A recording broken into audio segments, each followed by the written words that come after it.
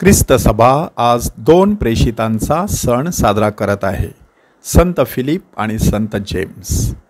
संत Philip ह्याचा उल्लेख योहानाच्या शुभवर्तमानातील अध्याय 1 मध्ये आलेला आहे की प्रभू येशू ख्रिस्त बेतसैदा ह्या ठिकाणी जातो आणि त्या ठिकाणी फिलिपला पाचारण करतो. फिलिप काही काळ येशूच्या सहवासात राहिल्यानंतर त्याला समजतं की मोशेने ज्याच्याविषयी लिहिलेलं आहे तो नाझरेतकर येशू, योसेफाचा मुलगा, हाच मशिहा आहे. ताबडतोब तो हीच बातमी त्याचाच शेजारी असलेल्या काना येथील नथनेल म्हणजेच बार्थोलोमिओ ह्याच्या कानावरती घालतो. ही शुभवार्ता ऐकल्यानंतर आनंद व्यक्त करण्याऐवजी नथनेल शंका व्यक्त करतो की नाझरेतातून काही उत्तम निघू शकते काय? अशा वेळेला त्याने नथनेलला प्रभू येशू ख्रिस्ताकडे आणलं आणि प्रभू येशू ख्रिस्ताने त्याला पाहताबरोबर त्याला सांगितलं की हा खराखुरा इस्रायली आहे. नथनेल मनामध्ये शंका बाळगून होता. प्रभू येशू ख्रिस्ताने त्याच्या ओंजळीमध्ये सुंदर शब्दांची फुलं ओतली आणि त्याचा सुगंध त्याच्या काळजापर्यंत जाऊन पोहोचला. त्याची जिज्ञासा जागृत झाली आणि त्याने विचारलं की प्रभूजी, तुम्हाला माझी ओळख कुठली? आणि येशूने आपली नजर किती तीक्ष्ण आहे ते त्या ठिकाणी दाखवून दिलं. मी तुला अंजिराच्या झाडाखाली पाहिलं.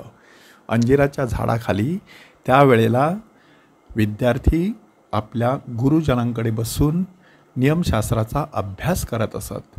म्हणजे हा मनुष्य नियमशास्त्राचा अभ्यास करणारा विद्यार्थी आहे एवढं प्रभू येशू ख्रिस्तासाठी पुरेसं होतं. त्याच्या ठाई कपट नाही हे येशूने मात्र अंतर्ज्ञानाने जाणलं आणि म्हणूनच नथनेलच्या मुखातून सुंदर असे शब्द बाहेर पडले, तुम्ही देवाचे पुत्र आहात, तुम्ही इस्रायलचे राजे आहात. हे सगळं कशामुळे घडलेलं आहे? फिलिपने केलेल्या मध्यस्थीमुळे. म्हणून संत फिलिपच्या मध्यस्थीने प्रभू येशू ख्रिस्ताला ओळखण्याची ताकद ख्रिस्ती श्रद्धावंतामध्ये निर्माण होऊ शकते हे ह्या पाचारण कथेवरून आपल्या लक्षात येईल. त्यानंतर काही ग्रीक लोक प्रभू येशू ख्रिस्ताला भेटायला आली होती असं योहानाच्या शुभवर्तमानातील अध्याय 12 मध्ये सांगण्यात आलेलं आहे. त्यांनी फिलिपकडे जाऊन सांगितलं, महाराज, आम्हाला प्रभूला भेटायचं आहे. आणि येशूकडे फिलिप त्यांना घेऊन जातो आणि मग येशूच्या मुखातून एक अत्यंत महत्त्वाचा संदेश बाहेर पडतो की गव्हाचा दाणा जमिनीत पडून मेला नाही तर तो एकटाच राहतो आणि मेला तर तो पुष्कळ पीक देतो. हे त्यांनी हेल्लेनी किंवा ग्रीक लोकांना सांगण्याचं कारण काय? कारण ग्रीक किंवा हेल्लेनी लोक हे बुद्धीच्या पातळीवरती जीवन जगत होते. आपल्या बुद्धिमत्तेच्या पातळीवरती जीवन जगत असताना श्रद्धेची जोड त्याला दिली नाही तर ती बुद्धी कुचकामी ठरत असते. हा संदेश त्या ठिकाणी देण्यात आलेला आहे. पुढे फिलिप येशूला सांगतो, प्रभूजी, आम्हाला पिता दाखवा म्हणजे आम्हाला पुरेसा आहे. आणि येशूने खंत व्यक्त केली, फिलिप्पा, मी इतका वेळ तुझ्याजवळ असूनसुद्धा तू मला ओळखले नाहीस काय? ज्याने मला पाहिले त्याने पित्याला पाहिले आहे, कारण मी आणि पिता एकच आहोत. हा अत्यंत मौल्यवान असा संदेश त्या ठिकाणी फिलिपच्याद्वारे आपणा सर्वांना देण्यात आलेला आहे. अशा प्रकारचं जीवन जगत असलेला संत फिलिप फ्रुगिया ह्या देशामध्ये क्रूसावरती खेळला गेला आणि त्या ठिकाणी त्याने आपला प्राण सोडला. दुसरा प्रेषित आहे संत जेम्स.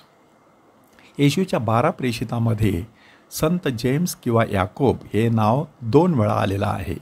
जब्दीचा मुलगा याकोब की जो योहानाचा भाऊ होता, आणि अल्फीचा मुलगा याकोब किंवा धाकटा याकोब. हा धाकटा याकोब किंवा अल्फीचा मुलगा याकोब हा क्लोपाची पत्नी मरिया हिचा मुलगा असावा असा कयास काही लोकांनी बांधलेला आहे. आणि क्लोपाची पत्नी मरिया ही पवित्र मरियेची मावस बहीण होती. त्यामुळे की संत जेम्स किंवा याकोब ह्याला प्रभूचा भाऊ अशा प्रकारचं संबोधन संत पॉलने देखील वापरलेलं आहे. ह्यावरून संत जेम्स ह्या पहिल्या शतकामध्ये केवढा नावारूपाला आलेला होता ते आपल्या लक्षात येतं. जेरुसलेमचा पहिला बिशप होण्याचा मान त्याने पटकावलेला आहे असंही बायबल अभ्यासक आपल्याला सांगतात. त्याच्या अंतःकरणामध्ये जेरुसलेमच्या मंदिराविषयी, गोरगरिबांविषयी आणि यहुदी परंपरांविषयी आत्यंतिक प्रेम आणि जिव्हाळा होता.